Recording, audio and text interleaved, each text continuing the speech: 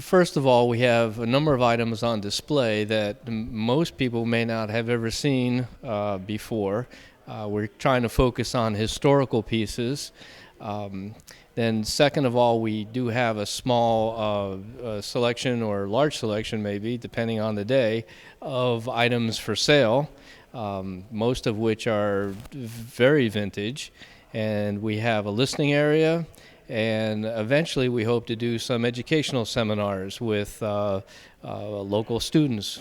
What qualities can you get from these vintage displays that you might not get from, say, modern technology? Well, vacuum tube equipment generally has a more pleasing sound to the ear. I mean, everyone has their own taste and their own take on what they like. Just like speakers, for instance, are very subjective. You know, what sounds smooth and pleasant to one person could sound harsh and irritating to another. But for the most part, the vintage components are very well built with high quality components, and they have a very smooth, relaxed type of sound. Do any of you have pieces like this in your home? And if you do you use it on a daily basis? Oh, absolutely.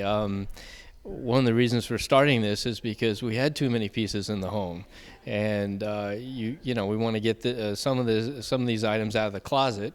Not to just show off, but some of these have been fully restored, and we can cycle through it and listen to them, on a frequent basis. But yes, with the resurgence of playing vinyl records, I've gone full circle from vinyl, got rid of my vinyl, got all my CDs, and now I'm back to buying the vinyl back that I used to own. So it's come full circle, and I'm glad to see that even the younger generation is interested in listening to vinyl records.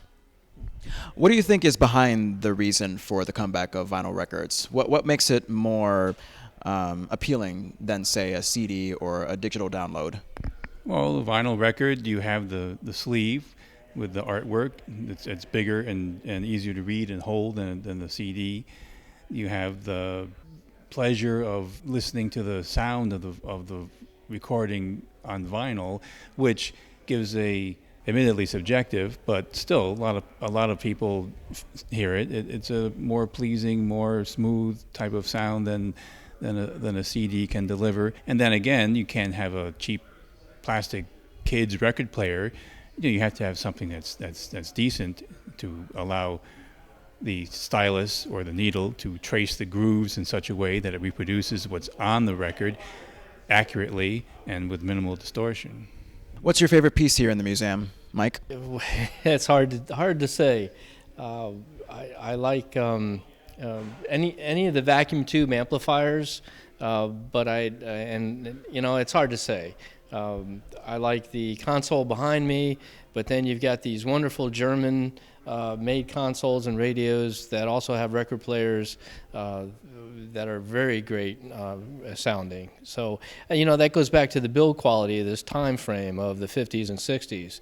This was a period of time where there was workmanship and wood and real metals, steel and aluminum and copper were used to manufacture this stuff, and it's not throwaway. And we're trying to focus on the analog sound and not so much the digital. Favorite piece? Well, let me see. I guess any of the vacuum tube amps, like over there on that. I don't know if you can see it or not, but the way that they're manufactured, like Mike was saying, and plus if they are designed with exposed tubes, you can see how beautiful they are with the tubes being exposed. The piece behind me, at the time of its manufacture, the list price was what, about $2,700? It was $1,700 back in the 60s. And, that's another point in that the value of this equipment was, special back then because, an automobile was, just a couple $1,000s. And so, everything is relative and a lot of these items are worth restoring or keeping in nice shape and not from a throwaway era.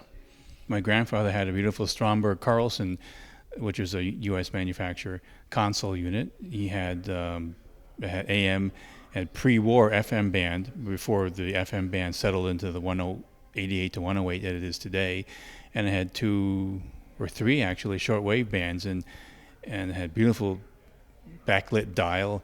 And when I would go over, he lived in Troy, New York. When I'd go there, I'd sit down and play with the controls and pick up all kinds of shortwave, and I inherited it when he passed away. So that kind of got me interested in the vacuum tubes in general, and then the interest in hi-fi kind of grew from that. In the 70s, I subscribed to High Fidelity Magazine, Stereo Review, for example, and the interest in the vacuum tube hi-fi really came into play when I met Mike back in '99. As a matter of fact, I kind of pushed him into getting more out of the radio part of the business and into the vintage hi-fi aspect of the business. I heard that you are looking for volunteers. How can they help out? Well, yes, it takes a lot of effort to keep everything clean and organized. There's a lot of historical documentation that still needs to be put up and placed.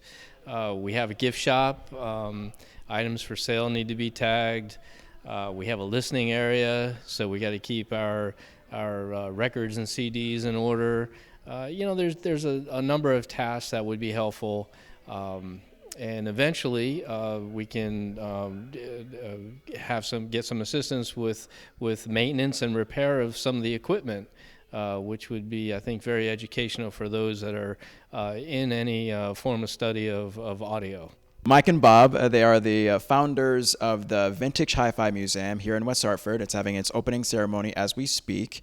And please come visit. When can people come visit? What are the hours? How much would it be? Well, for now, we're gonna be here on Saturdays because I do have an alternate full-time job repairing this equipment.